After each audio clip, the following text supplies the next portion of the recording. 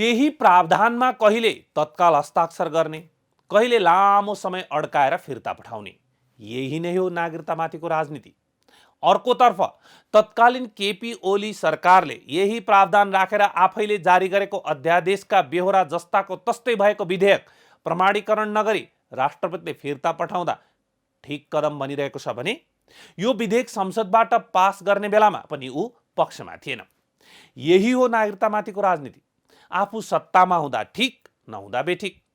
सत्तामा हुँदा पनि आफ्नो सरकार सहज अवस्थामा हुन्जेल विरोध, असहज अवस्थामा पुगेपछि सत्ता बचाउन तथा आफूले घोषणा गरेको निर्वाचनमा मत आफूतर्फ तान्न हतार हतार अध्यादेश मार्फत कानुन जारी गर्ने। नेपाली कांग्रेस, माओवादी वा सत्ता गठबन्धन पनि यो मामलामा कम छैन। 4 वर्षभन्दा लामो समय लगाएर आफ्नो पार्टीका सांसदहरू समेत सहभागी भएर संसदीय समितिमा छलफल गरी अन्तिम निष्कर्षमा पुगेको विधेयक सरकारमा जाने बित्तिकै फिर्ता। अनि फेरि जुन विषय सबैभन्दा बढी विवादित थियो, वैवाहिक अंगीकृत नागरिकताको समय सीमा, त्यही प्रावधान हटाएर फेरि विधेयक प्रस्तुत र काम चलाउ भइसकेको संसदबाट हतार हतार पारित। यो गठबन्धन जोगाउने तथा आसन्न निर्वाचनमा भोटको राजनीति गर्ने बाहेक अरू के उपाय हो र गठबन्धनको? गठबन्धनकै दलहरू नेकपा माओवादी र नेकपा यसको त झन् के कुरा गर्नु। विगतमा संसदीय समितिमा छलफल हुँदा आफूहरूले नै सबैभन्दा अडान लिएको विषय अंगीकृतको समय सीमाका बारेमा भन्दा फरक विषय राखेर नेपाली कांग्रेसले विधेयक प्रस्तुत गर्दा गठबन्धन जोगाउने नाममा चुइक्क नबोलेर विधेयक पारित गराउने अनि राष्ट्रपतिले प्रमाणीकरण नगरी फिर्ता पठाउँदा ठिक गर्नुभयो भन्ने। तत्कालीन नेकपाले विवाह भएर आउने विदेशी महिलाले नागरिकता पाउन 7 वर्ष कुर्नुपर्ने प्रावधानमा कडा अडान लिएको थियो। तर अहिले त्यही नेकपा फुटेर नेकपा माओवादी र नेकपा यसमा गएपछि उनीहरूको अडान फेरिएको छ। यही नै हो नागरिकतामाथिको राजनीति। अनि यही राजनीतिका कारण कानुन बमोजिम नागरिकता पाउने योग्य नागरिक पनि नागरिकता नपाएर छटपट्टिनु परिरहेको छ। अर्कोतर्फ मंगलबार नै सत्तारूढ गठबन्धनले राष्ट्रपतिको सुझावलाई बेवास्ता गर्दै जस्ताको त्यस्तै पुनः प्रमाणीकरणका लागि पठाउने निर्णय गरेको छ। राष्ट्रपति विद्यादेवी भण्डारीले सुझाव सहित फिर्ता पठाएको नागरिकता विधेयक सम्बन्धी पत्र मंगलबार प्रतिनिधि सभामा पेश भएको छ। अर्कोतर्फ मंगलबार नै सत्तारूढ गठबन्धनले राष्ट्रपतिको सुझावलाई बेवास्ता गर्दै जस्ताको त्यस्तै पुनः प्रमाणीकरणका लागि पठाउने निर्णय गरेको छ।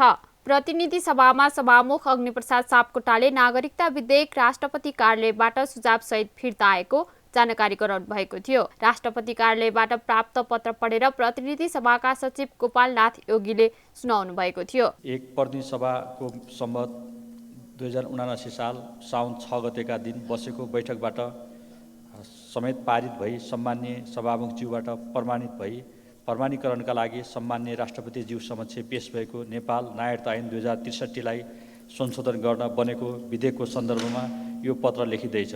2.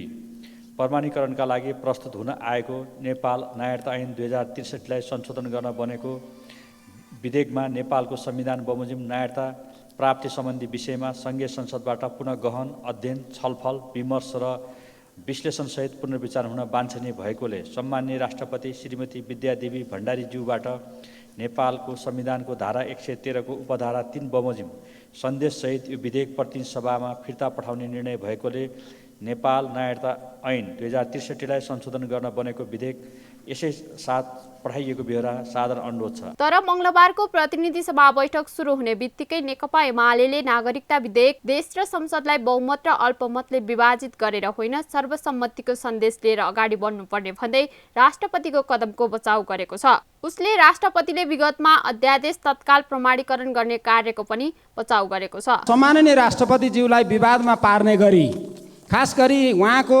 राष्ट्रपति हुनु पूर्वको उहाँको पार्टीको सम्बद्धतालाई उल्लेख गरेर नेकपा एमालेको सरकार भएका बेला उहाँले अध्यादेशहरू खुरुक्कै पास गरेर पठाउनुहुन्थ्यो।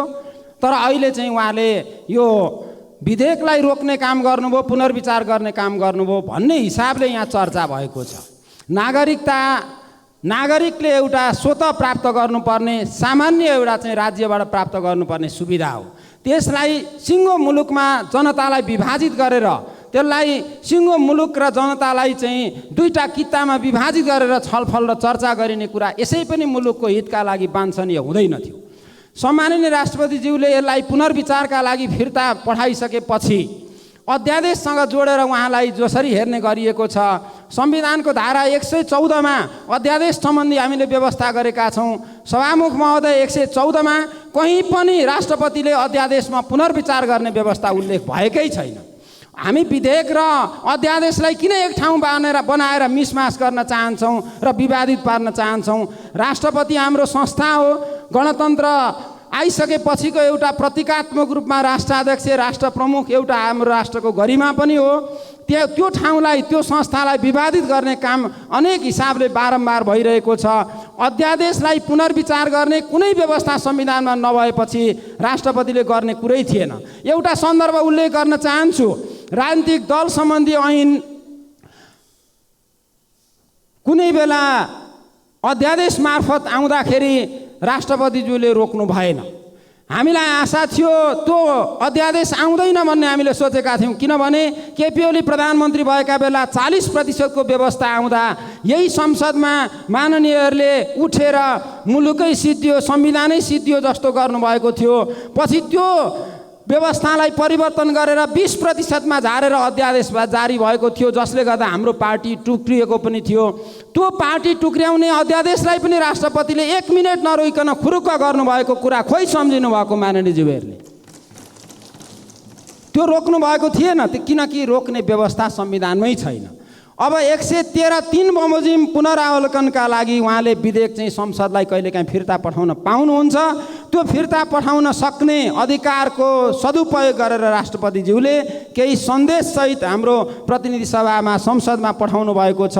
एउटा हाम्रा लागि सुवर्ण अवसर पनि हो यो, किनभने राष्ट्रिय सहमतिका लागि नेकपा एमालेको तर्फबाट म आह्वान गर्न चाहन्छु, आउनुहोस् सम्पूर्ण संसदमा उपस्थित भएका राजनीतिक दलहरू एक ठाउँ उभियौँ। नागरिकता जस्तो एउटा संवेदनशील विषयमा विभाजित भएर होइन, हामी किताबन्दी गरेर होइन, समाजलाई विभाजित गरेर होइन, एक ठाउँ उभिएर यसमा पुनर्विचार गरौँ, सोचौँ, गम्भीरतापूर्वक ध्यान दिउँ, म आह्वान गर्न चाहन्छु। किनभने सम्माननीय सभामुख महोदय, यसभन्दा अगाडि सरकारले राज्य व्यवस्था समितिमा 22 महिना लगाएर मेहनत गरेर 7 वर्षे प्रावधान सहित राखेको ऐन विधेयकलाई चाहिँ सरकारले अचानक फिर्ता लिएर फेरि त्यो 7 वर्षे प्रावधान हटाएर अचानक संसदमा नागरिकता विधेयक ल्याएको थियो। जन्मसिद्धका आधारमा नागरिकता प्राप्त गर्नबाट वञ्चित भएका लाखौँले नागरिकता शीघ्रातिशीघ्र प्राप्त गर्नुपर्छ भन्ने पक्षमा एमाले रहेको छ र हामी त्यसअनुसार हामीले बारम्बार भन्ने गरेका छौँ, कम्तीमा पनि 7 वर्षे प्रावधान राखौँ। हाम्रो छिमेकमा पनि त्यस्ता प्रावधानहरू छन्। दुनियाँका कुनै मुलुक यस्तो छैन, खोजेर देखाइदिनुहोस् जहाँ आज बिहा गरेर आयो भोलिपल्टै नागरिकता प्राप्त गर्न सक्ने, संसारमा कहीँ पनि छैन। यो व्यवस्था हामीले किन जबरजस्ती गर्न खोजिरहेका छौँ? हामी कोसँग बसीभूत भएका छौँ? हामीले कोसँग बसेर सहमति गरेका छौँ जसले गर्दा यसबारेमा हामी चुँ बोल्न सक्दैनौँ? किन यस खालको हामी चाहिँ नियतिले हामी अभिशप्त छौँ? सभामुख महोदय, म राजनीतिक दलका नेताहरूलाई प्रश्न गर्न चाहन्छु। त्यस कारणले गर्दाखेरि यो एउटा अवसर हो, यो अवसरको सदुपयोग गरौँ। हामीले 33वटा संशोधन हालेर यसमा पुनर्विचार गर्नका लागि कोसिस गऱ्यौँ, तर यहाँ विवेकले होइन बहुमतले यहाँ पेल्ने काम गरियो र त्यो पास गरियो। त्यसलाई राष्ट्रपतिज्यूले यहाँ पठाइरहँदा एमालेसँग जोडेर होइन, राष्ट्रपतिज्यूले सिङ्गो मुलुकको भावना बुझेर, कानुनविदहरूसँग बुझेर, मैले सूचना पाएसम्म स्वयं प्रधानमन्त्रीसँग पनि परामर्श गरेर उहाँले यहाँ पठाउनु भएको छ। एकचोटि एउटा कुरा एका राख्न अनुरोध गर्न चाहन्छु।